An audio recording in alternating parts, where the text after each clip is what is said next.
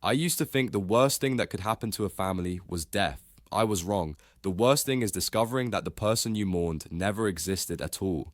My name is Marcus, and 6 months ago, I inherited my grandfather's house along with what I thought was just a lifetime of memories. What I actually inherited was a secret so dark, so twisted, that it didn't just change how I saw my family, it changed how I saw myself. Grandpa Joe had been my hero growing up. War veteran, successful businessman, pillar of the community. He'd raised me after my parents died in a car crash when I was 12, turning his sprawling Victorian house into a sanctuary where a broken kid could heal. For 15 years, that house had been my safe haven, filled with the smell of his pipe tobacco and the sound of his stories about the old days. When he passed away last winter at 87, I inherited everything. The house, the antique furniture, his collection of war memorabilia, and what the lawyers called miscellaneous personal effects. My Aunt Linda, his only other living relative, had expected to split the inheritance 50-50. Instead, she got nothing but a $20,000 bequest and a letter explaining that I had been more of a son than a grandson to him.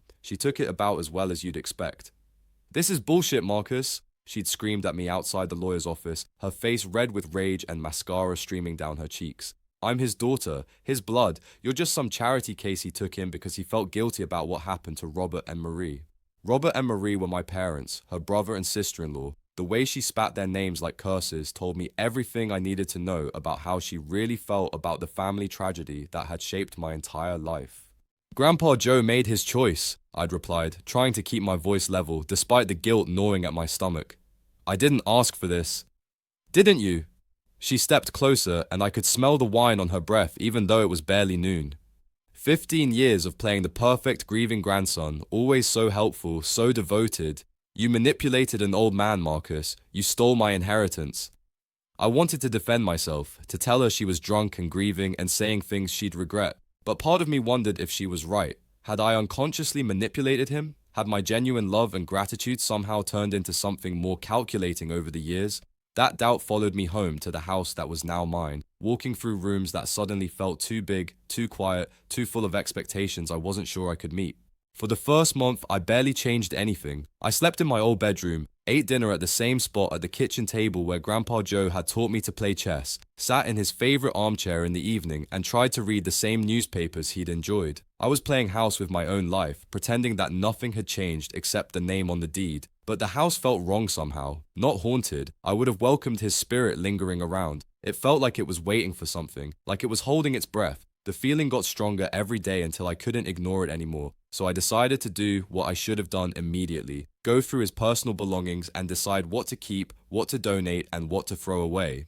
I started with his bedroom, working methodically through drawers and closets, sorting through decades of accumulated memories. Most of it was exactly what you'd expect: old clothes, reading glasses, prescription medications, photo albums full of family pictures. But when I moved his heavy oak dresser to vacuum behind it, I found something that shouldn't have been there. A key. Old, ornate, definitely not for any lock I recognized in the house. I sat on his bed, turning the key over in my hands, trying to remember if he'd ever mentioned a safety deposit box or storage unit. Nothing came to mind, but then again, Grandpa Joe had been a private man. Even living in the same house for 15 years, there had always been parts of his life that felt sealed off from me. It took me 3 days of searching every inch of the house before I found what the key opened. I was in the basement going through boxes of old business documents when I noticed something odd about the wall behind his workbench. The paneling didn't quite line up with the rest of the basement walls. When I pressed against it, one section moved slightly. It wasn't a wall at all. It was a hidden door. My hands were shaking as I found a small keyhole hidden behind a piece of decorative molding. The key fit perfectly, and the door swung open with a soft click that seemed unnaturally loud in the basement silence. Behind the door was a room I had never known existed. Not just a room, an office, complete with filing cabinets, a desk, and walls covered with photographs, newspaper clippings, and what looked like surveillance reports. I stepped inside and felt like Alice falling down the rabbit hole. This wasn't just any office, this was a command center, and every single piece of information in it was about people I recognized. Our neighbors, my teachers from high school, the mailman, the grocery store clerks, local politicians. There were files on dozens of people from our small town, each one meticulously documented with photographs, personal information, daily routines, and detailed notes about their habits, relationships, and secrets. But the biggest file was labeled Family in Grandpa Joe's careful handwriting. Inside that file were documents that made my blood turn to ice water: birth certificates, death certificates, medical records, police reports, insurance documents. But not just any documents, forged ones, multiple sets of them, with different names, different dates, different stories, and photographs. Dozens of photographs of my parents that I had never seen before, pictures of them arguing, pictures of them with people I didn't recognize, pictures taken from a distance, obviously without their knowledge. At the bottom of the file was a manila envelope marked Robert Final Resolution.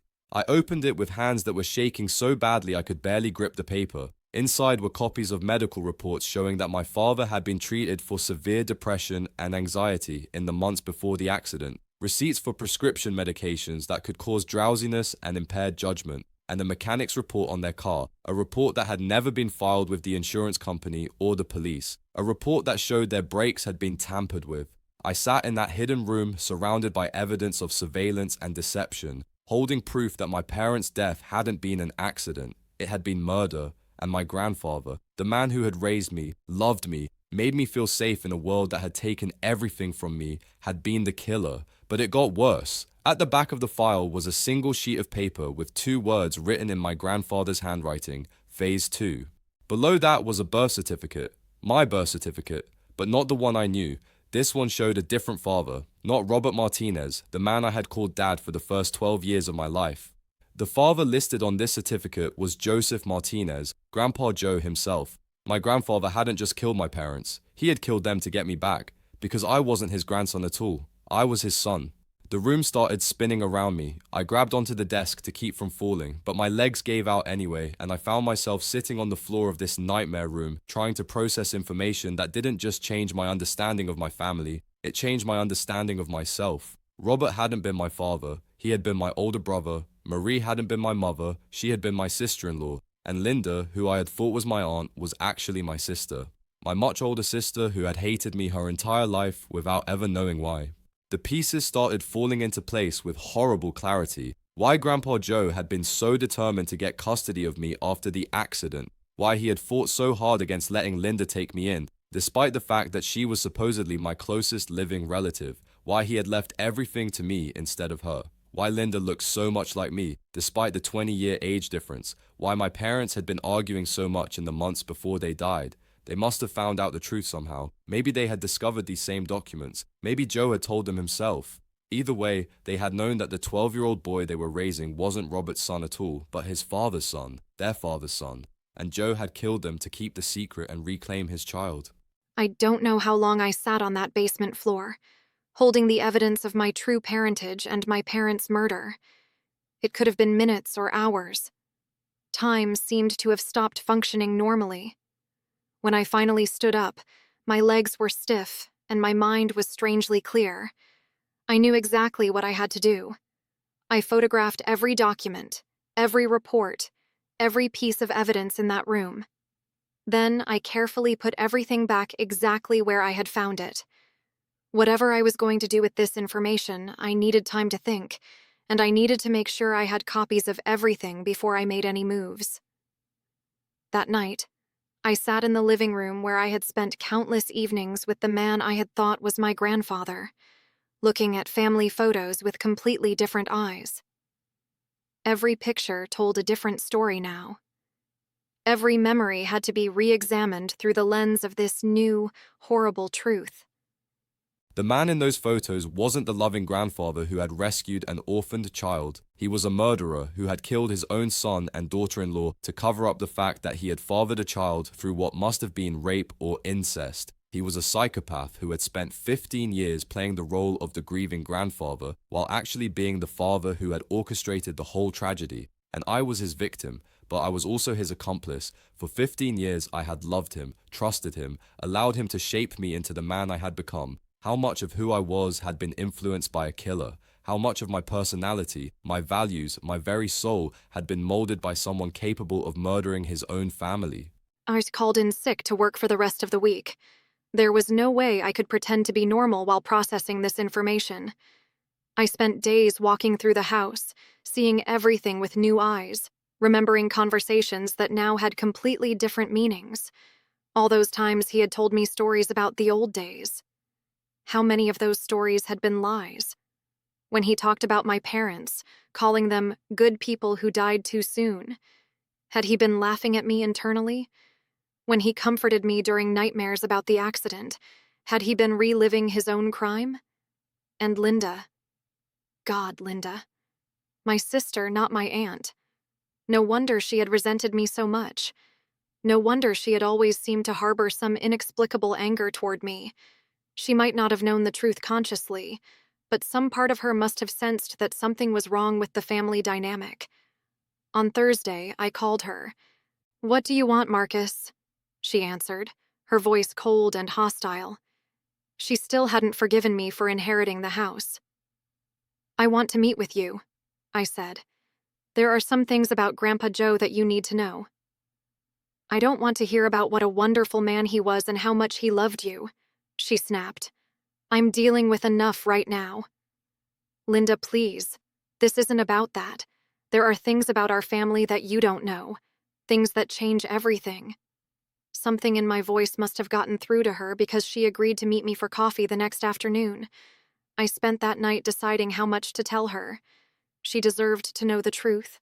All of it. But I also knew that this information would destroy her understanding of her entire life just like it had destroyed mine. Was I being cruel by sharing it? Or would I be cruel by keeping it to myself? In the end, I decided that secrets were what had caused all of this pain in the first place. It was time for the truth, no matter how devastating it might be.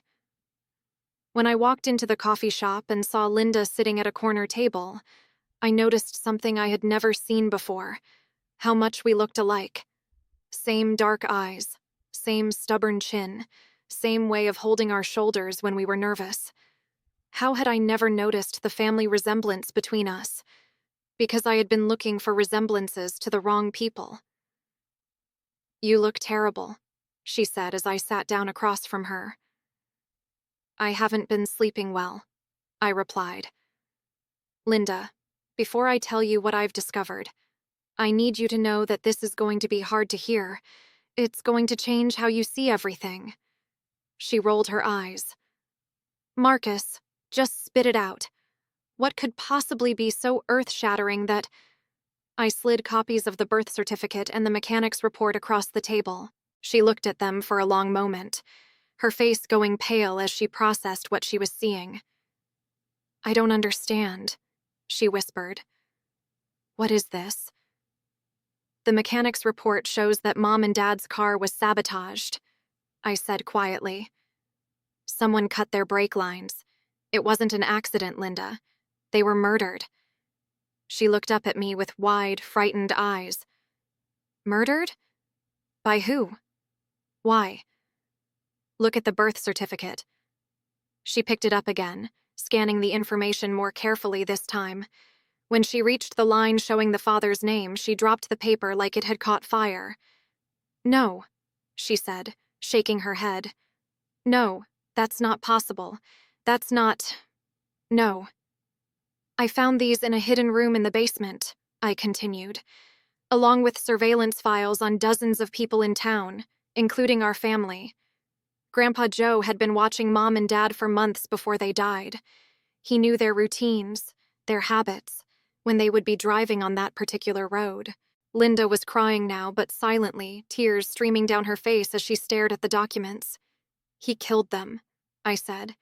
"He killed them because they found out the truth about who I really am. I'm not Robert's son, Linda. I'm Joe's son. Which means you're not my aunt. You're my sister."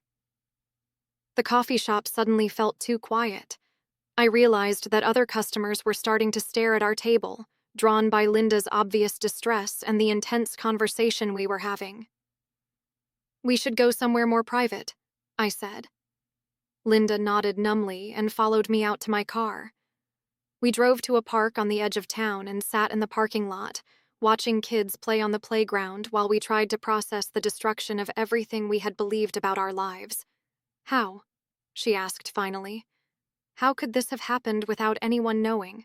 "I think Mom knew," I said, "or at least suspected. That's why she and Robert were arguing so much before the accident. She must have figured out that Robert couldn't be my biological father." But if she knew, why didn't she go to the police? Why didn't she protect you? Maybe she was planning to. Maybe that's why Joe killed them. Linda was quiet for a long time, staring out at the playground where children were living normal, uncomplicated lives with parents who loved them and families that made sense. "What does this make us?" she asked eventually. "If you're my brother and not my nephew, if Joe was your father and not your grandfather, what does that make our whole family?" "Broken," I replied. "It makes us broken people who have been living a lie for 27 years. She turned to look at me, and I could see the exact moment when the full implications hit her.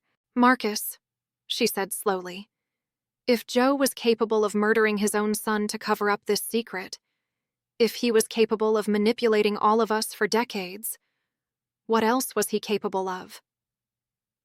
That question had been haunting me for days. The man who had raised me, who had shaped my moral compass, who had taught me right from wrong, was a killer. What did that say about the person I had become under his influence? "There's something else," I said. "Something I haven't told you yet." I pulled out my phone and showed her photos of some of the other files I had found in the hidden room.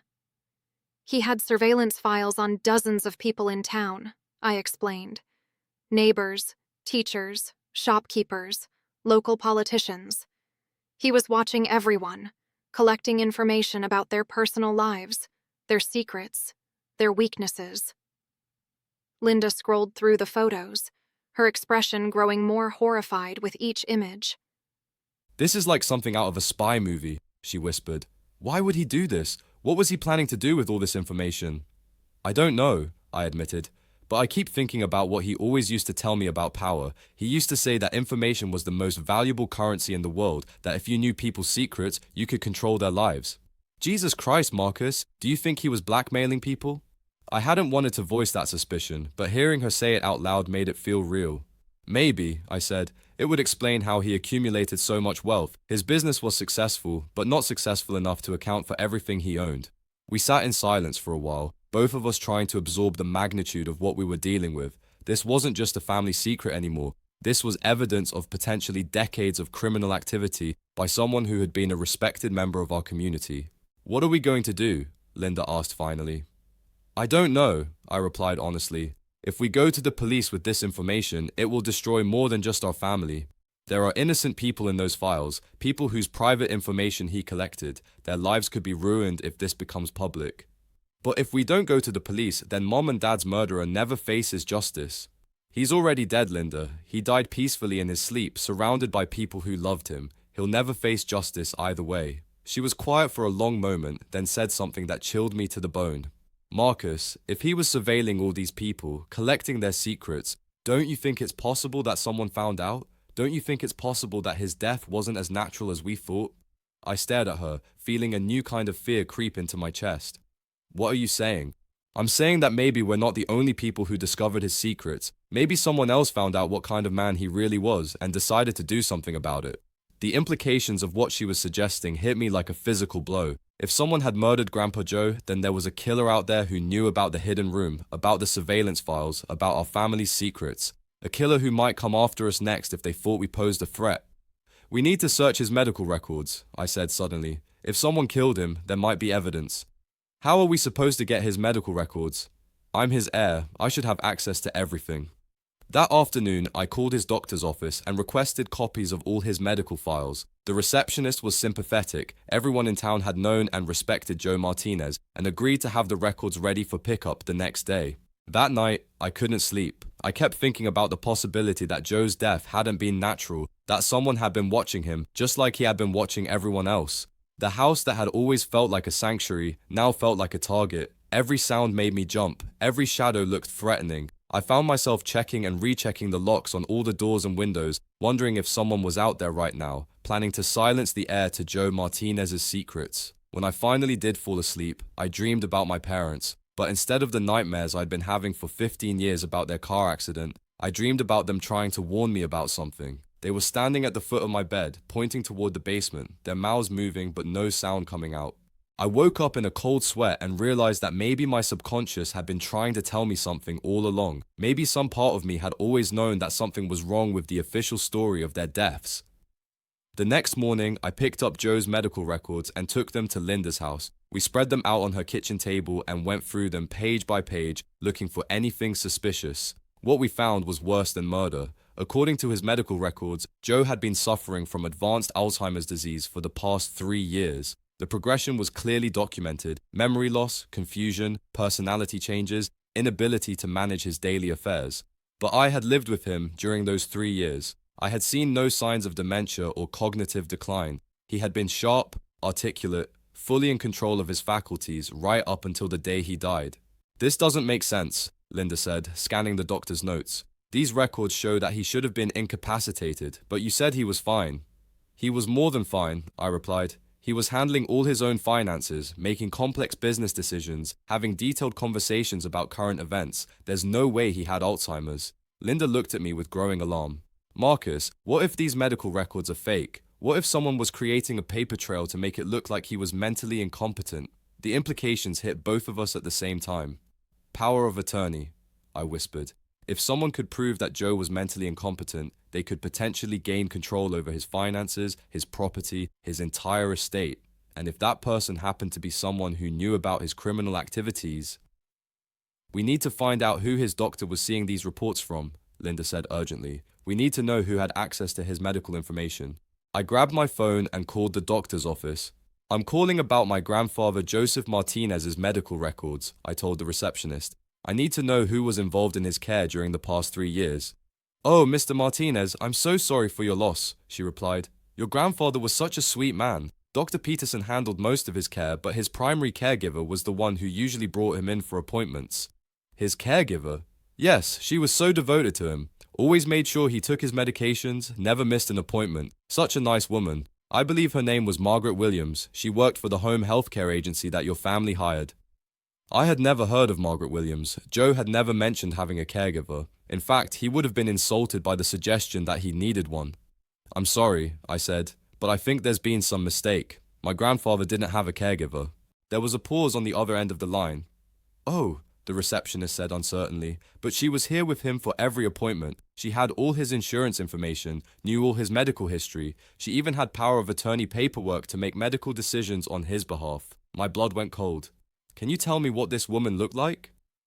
"Well, she was probably in her 50s, I'd say. Blonde hair, very professional looking, always carried a big leather purse and took detailed notes during the appointments." I knew exactly who she was describing. Margaret Williams was the name on the fake documents in Joe's hidden room, and the woman who had been impersonating his caregiver was someone I recognized from his surveillance files. It was Carol Henderson, our next-door neighbor. The woman who had been bringing us casseroles after Joe's funeral. The woman who had been so concerned about how I was coping with the loss. The woman who had been asking detailed questions about what I planned to do with the house. The woman who had been systematically poisoning my grandfather while positioning herself to inherit his estate and, more importantly, his secrets. I hung up the phone and looked at Linda, who had been listening to my side of the conversation with growing horror. "It's Carol," I said. "Our neighbor Carol has been pretending to be his caregiver. She's been drugging him to make him appear to have dementia, and she's been trying to gain control of his estate." "But why?" Linda asked. "What would she want with Joe's money?" "It's not about the money," I realized. "It's about the files. Think about it. Carol's file was one of the biggest ones in that room. He had been surveilling her for years, collecting information about her personal life. What if he was blackmailing her? What if she found out and decided to turn the tables on him?" The pieces were falling into place with terrifying clarity. Carol hadn't just been a victim of Joe's surveillance. She had discovered what he was doing and had spent years planning the perfect revenge. She had slowly been poisoning him, creating fake medical records to support a diagnosis of dementia, positioning herself to gain control of his assets, and most importantly, his collection of incriminating information about half the town. "Marcus," Linda said quietly, "if Carol killed Joe, and if she thinks you might have found his files..." She didn't need to finish the sentence. I was in danger. We both were. But it was worse than that, because now I understood why Joe had left everything to me instead of Linda. It wasn't because he loved me more or because I had been more devoted to him. It was because he had known Carol was closing in on him, and he had wanted to make sure his secrets ended up in the hands of someone who didn't know enough to be a threat to her.